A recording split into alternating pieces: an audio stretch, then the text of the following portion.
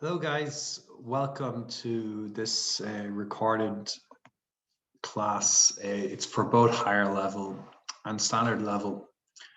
So this covers chapter 3.2 in the cognitive textbook, where we're talking about variations in economic activity and essentially aggregate demand and aggregate supply.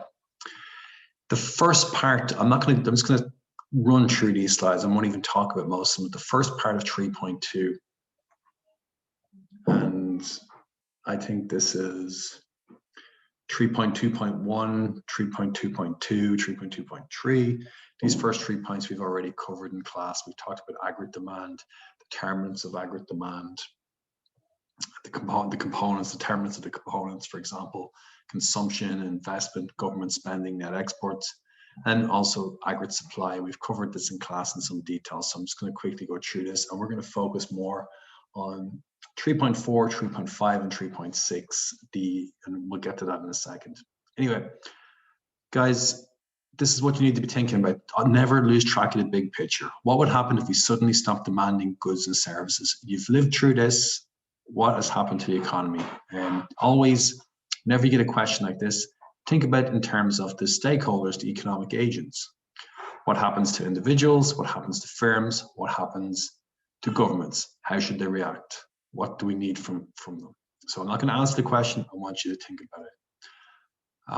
And there's consequences for individuals, firms, or governments. And then what should the government do to guide the economy, particularly in times of boom and bust? Remember, boom is when everything's going well, unemployment is low, economic growth is high, prices tend to be rising, there tends to be inflation. Bust is a lot of the opposite things. There's just our explanation of aggregate demand. The 5 different know these components. This is know this identity. It's not an equation, it's an identity. It always holds. Aggregate demand is made up of some of these 5 things here. You need to know these things. Be able to explain why the aggregate demand curve slopes downwards. Get used to using the terminology price level, not price level, and real GDP. That's what's on the axis. I know what each of these are. The wealth effect, interest rate effect, net balance effect. Net balance effect is just talking about our interaction with the rest of the world. When our price level falls, our goods become cheaper relative to the rest of the world, so more output is demanded, more of our output is demanded. Know what causes shifts in these aggregate demand. This one here is about consumption. So any change in some of these factors here will cause the aggregate demand curve to shift out to the right because there's an increase in the level of consumption at every price level. Know your economic statistics. Consumer confidence, it comes out once a month for the US and also for Europe. We just look at the US one because they have the kind of the data that moves the news the most. Also, think about it. US GDP is the largest in the world. US consumption is 70% of US GDP. So it's a real big driver of world GDP, US consumption. Consumer confidence determines how much people consume. People feel better about the economy if they think their job prospects are going up, if they think their wealth's going to increase, they're going to consume more. So this is one of the most important economic statistics that we look at. Investment also important. Investment not as big as consumption, but much more volatile because businesses can react much quicker, and a lot of, in consumption, a lot of consumption is something that, for food, housing, we need to consume anyway, even if our income falls. But for investment, it can be reduced quite quick if businesses are not as confident or if any of these factors here changes as well. Another survey we have is the US Survey for Business Confidence. This is called, in the US, this is called the ISM. We look at business confidence in the US. This again is released once a month. It's all the people who are purchasing goods for the different companies. They're asked how they feel about the economy. Little rule: over 50 is good, below 50 is bad. So you can see that the economy is still kind of struggling, or the manufacturers are still a bit concerned about the economy. But again, start following this date is. I think I wrote December 2019 there. Yeah, actually, this was last year's one. Yeah, so it was the December 19 report. So see what it is. I think it's above 50 this around this time. Understand how the rest of the world impacts aggregate demand in your home country. So what does it mean for Denmark if the US goes into a recession or if the US struggles? Well, if the US struggles, they have less income to spend on Danish goods. So it's bad for Denmark. It's bad for Denmark's aggregate demand. Also exchange rates. If the Danish kroner gets stronger against the dollar, what does that mean? Well, it means that Americans will find goods from Denmark more expensive. And that means that it's going to be difficult for Denmark to sell as much. Trade policy, if there's a trade war, it's bad for the economies because we're able to trade less. And then, yeah, we'll just go on that. Some questions, think about these questions. Go and explore the data. You need real life examples to do well in your exam, to score the top marks. We get new data every month. So just do a quick Google search, US consumer confidence latest, US business confidence latest, and see what the numbers come out. Find out what the reading was, the score was. Try to understand the reasons for this. Why are consumers worried? Well, the vaccine hasn't been rolled out like they wished. New jobs haven't been created to replace all the jobs lost last year. Things like that. Then ask yourself, how will this impact the level how will this level of confidence affect consumption, investment, etc.? What will happen to the aggregate demand curve? How should the government respond? Go through this thinking all the time. Then aggregate supply, I'll just skip through this, just the other side. This is how much all the firms in the economy produce. We think about short run and long run when we look at aggregate supply. In short run, essentially, again, higher price level, we produce more. Think about a firm's incentive. This short run aggregate supply curve is drawn for a fixed cost, a fixed set of costs for a firm. For the economy. So we assume that resource prices, remember we say resources, factors of production, inputs, all mean the same thing in this context. The price of them is all held constant for this short run aggregate supply curve. So that means for a higher price level, if the price level increases from P1 to P2, firms in the economy will be able to earn a higher profit from producing more. So they're incentivized to produce more, and the economy will produce a higher level of output. So higher price level leads to higher real GDP. What causes the short run aggregate supply curve to shift? Well, in the short run, it's all about cheap cost and efficiency. Anything that causes supply to be cheaper or more efficient will cause the short run aggregate supply curve to shift to the right. So if resource prices fall, if the price of oil falls, if the price of inputs that are used in production, if any of these fall, it'll cause short run aggregate supply curve to shift to the right. Then government intervention, if the government comes in and makes it more difficult to get some inputs, or makes it easier to get some inputs, that will impact the supply curve. Subsidies will reduce costs, they'll cause the supply curve to shift to the right. Supply shocks, when we talk about supply shocks, we typically mean the oil price. If the oil price goes up, it'll cause the short run aggregate supply curve to shift to the left. But remember, short run, what causes shifts in supply? Short run, it's all about the cost and the efficiency. So anything that makes it more expensive to produce is going to cause short run aggregate supply curve to shift to the left. Anything that makes it cheaper, shift to the right. And then in terms of long run, we've got two things. We've got the new classical model. New classical model assumes we eventually reach this vertical long run aggregate supply curve output in the long run, FE. So why FE? FE just means full employment. It just means eventually in the long run, we'll use all of our resources, we'll reach this full employment level of output. Full employment does not just mean full employment for labor, it means full employment for all the factors of production. So in the long run, you'll notice this is vertical. It doesn't depend on the price level. The output, the full employment level of output, is determined solely by the quality and quantity of your factors of production. So how much land you have, how good is this land, how much capital you have, how effective is this capital. Same for labor. So things like education is very important. So having a more educated workforce is important for the long run. Another view on aggregate supply is the Keynesian aggregate supply. You'll notice a difference. They don't talk about this short run and long run aggregate supply curve. They just kind of merge the two and have this kind of aggregate supply curve that's in three different parts.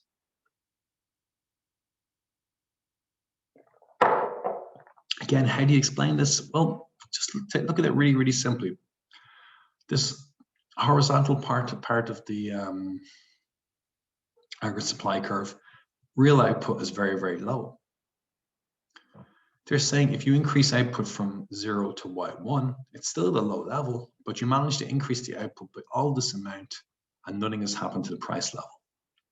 Okay, well, think about it. If you're producing very, very low output, remember, we still have YFE here. We still believe that there's a full employment level of output. But if you're a good bit away from this full employment output, you have lots and lots of resources available. So it's possible to increase output without having an increase in price for stuff. And that's what happens here. As you increase output from very low levels to higher levels, the price level stays the same.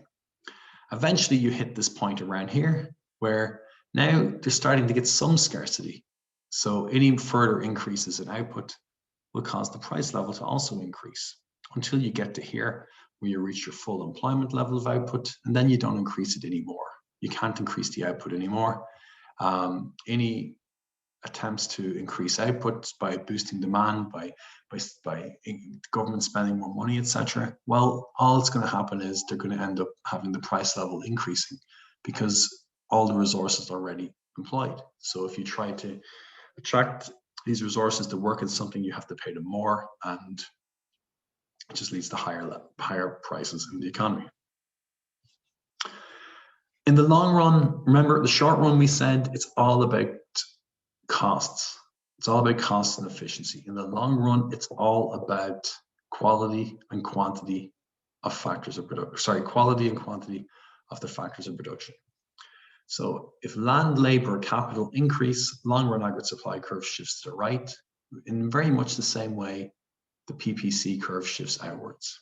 Also, better technology or being more efficient in how you use the factors of production, or having better institutions, this will also cause the long run aggregate supply curve to shift to the right. I won't go into any more detail about what these are now. We discussed that in the class. Part two, then what I'll talk about is, this is what we didn't cover yet. It's about the equilibrium. So, I mean, essentially equilibrium in the short run is just when your short run aggregate supply curve intersects the aggregate demand curve. Here, at this point here, where SRAS intersects AD, we're in equilibrium. There's no upward or downward pressure on prices, and all output is bought. So the price level and the output level, this is equilibrium. Just the exact same logic as in micro. Well, what happens if we increase or decrease aggregate demand? Remember, here we're only saying what happens if we increase them. Okay. Now, you know from the earlier pages, you know what causes an increase or decrease, but now it's just now we're just saying what happens if we increase or decrease. The first figure here shows that a decrease in aggregate demand will cause the economy to produce below its full employment level. So remember, imagine we're initially at what we call our full employment level of output, which is what we're saying here. So imagine we're at our full employment level.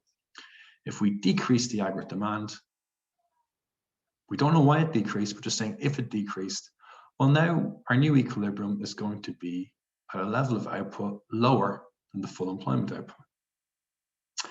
Whenever we have this case, whenever we are producing less than our full employment level of output, we call it a recessionary gap, or deflationary gap. Deflationary, why? Because think about it here. When aggregate demand shifts to the left, the price level is now lower than what it would be in equilibrium. So if there's a lower price level, this means it's deflationary, the opposite of inflation. The real output is below the potential GDP. Potential GDP is just another name for full employment GDP. Okay, so it's the kind of maximum potential. It's like operating on our PPC. Okay, so you'll hear these terms interchanged: full employment GDP, potential GDP. So when aggregate demand falls, we end up with a deflation, lower price level than before, and we have lower output than the full employment output situation. The second figure here shows the inflationary gap. Here, what happens if we start off with this full employment output here, but aggregate demand for some reason increases? We have the opposite case. We have the price level being above what it was before, and we have output level higher than full employment. So we have an inflationary gap because the price level is higher, and we also have real GDP above the potential GDP. Shifts in short-run aggregate supply can also affect the short-run macro equilibrium in the economy.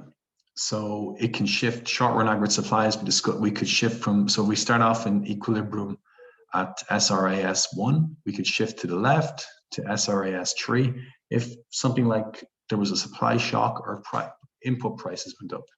We could shift to the right if it was the opposite, if oil prices fell or input prices fell.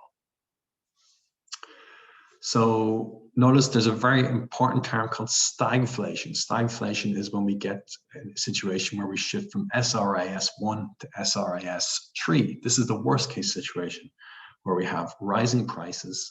So we have inflation and we have actually falling GDP, which is stagnation. So put these two words together, stagnation and inflation, and we get something called stagflation. So a combination of falling output and rising prices. Terrible situation for an economy to be in, and look no further than the Western world in the 1970s for situations like this. Shifts in aggregate demand, increase in aggregate demand, what way does it work? If we start off initially in equilibrium at AD1, an increase in aggregate demand in the short run will lead to a higher level of output and a higher price level. Examples of what can cause an increase in aggregate demand. Exports might increase due to an increase in global demand. So in Denmark, for example, if the US gets wealthier and starts purchasing more Danish goods, or if the US suddenly becomes much more sustainable and looks to Denmark as a country that knows lots of its sustainability and starts purchasing goods from Denmark, then we'll have an increase in Danish GDP, an increase in aggregate demand for Danish goods. Aggregate demand will shift to the right. Consumption can also increase due to higher employment. This also works here. So aggregate demand increase gives a higher price level, higher output level. A fall in aggregate demand, like AD1 to AD3, gives a lower price level and a lower real GDP. And then here we're just showing a shift in the short run aggregate supply curve. And this is what we talked about earlier. Here this is our stagflation example. We're originally, or sorry, here, no, in this case here, imagine we start off in situation number 1, where we're at Y1, output is actually lower than the full employment level of output, but then for some reason, short run aggregate supply curve shifts to the right. It could be because the oil price fell, then this shifts to the right, and then we get to point 2 where we're at full employment. Now, these diagrams, you gotta love these diagrams. These are the real fun economics diagrams. This is equilibrium in the long run. This is where the two schools are taught difference. In the long run, the classical economists believe we always come back to full employment output.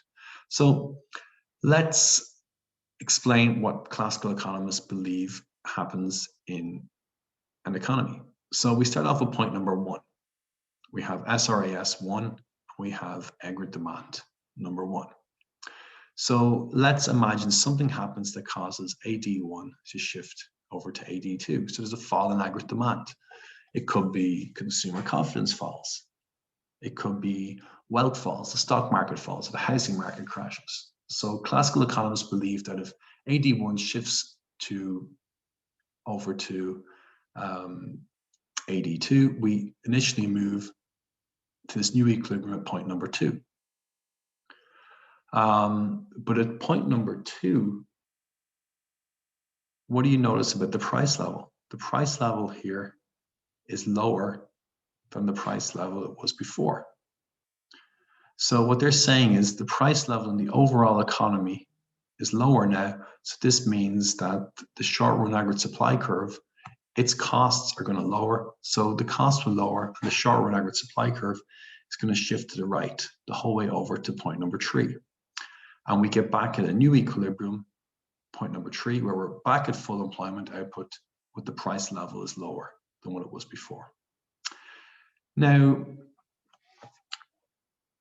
we don't know if this actually really happens. We don't know how long they're saying it takes for this to happen, but this is the neoclassical classical view. They believe that the economy adjusts itself in this way here. So a fall in aggregate demand makes everything cheaper, so the aggregate supply curve will adjust to bring us back to the full employment level of output. So this is the argument why we don't need to interfere so much in the economy. When aggregate demand falls, we don't need to step in and the government try to bring aggregate demand back to AD1 because the economy will fix itself eventually.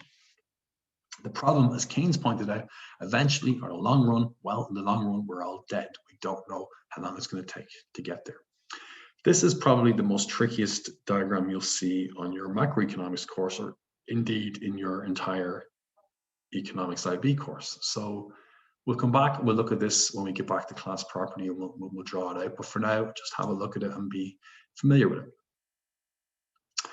Opposite here for rising aggregate demand. Well, if aggregate demand rises, so imagine we start off here and then we move over to this situation. Well, what happens in the for a short period of time, we're actually producing more output than what we did under the previous situations. We're producing more than the full employment situation. Good times. Only problem is we only have a fixed amount of resources. So to reduce this additional output, we're driving up the cost for this output or for these resources. You can see the price level P2 is higher than P1. So these higher prices will eventually cause short-run aggregate supply curve to shift back to the left. And we'll end up with a new equilibrium at point number 3, back at our full employment output, but at a higher price level. Again, exact same idea as the diagram on the previous page. It's a tricky one, but just know 2 simple things. Increase in aggregate demand. What does that initially do? Or decrease? It causes a change in the price level. And then whatever way this price level changes, if the price level goes up, it's going to cause the short-run aggregate supply curve to shift to the left. If the price level goes down, it causes the shift to the right. And we eventually end back up at a new point, but the same level of full employment output. So classical school says we will always get back to full employment output. It doesn't say when, but it says we will. So we should have minimal interference in the economy. Keynesian says this is not always the case. It says we might have a situation like here, where if AD falls, if AD is at point number 1, we just might get stuck at this for a long period of time. So we need to boost the economy. We need to increase aggregate demand from, say, AD1 to AD2 and then to AD3 to get back to the full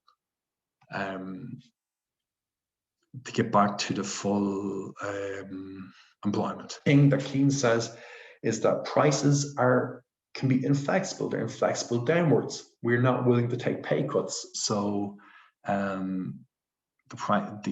you'll notice here the aggregate supply curve is horizontal. So when aggregate demand falls, we're not getting to a lower price level in the economy. So Keynes says we can get stuck at these lower output levels, and we need to boost the aggregate demand in the economy. Overall, this is from your cognitive. I'll let you guys just have a read of this and we'll take it in class, but this is the difference between the two macroeconomic perspectives. I'll actually start the next class by just giving you a quick revision on this, and then we'll jump into looking at economic growth. But these are the main differences. I mean, the key difference overall is the first one. I mean, these guys believe the market fixes everything. Keynes says we need to just step in to get, because they might fix everything, but it takes a hell of a long time and we can't afford to wait for that. Okay, guys, thank you very much. I hope you enjoyed this video. Bye-bye.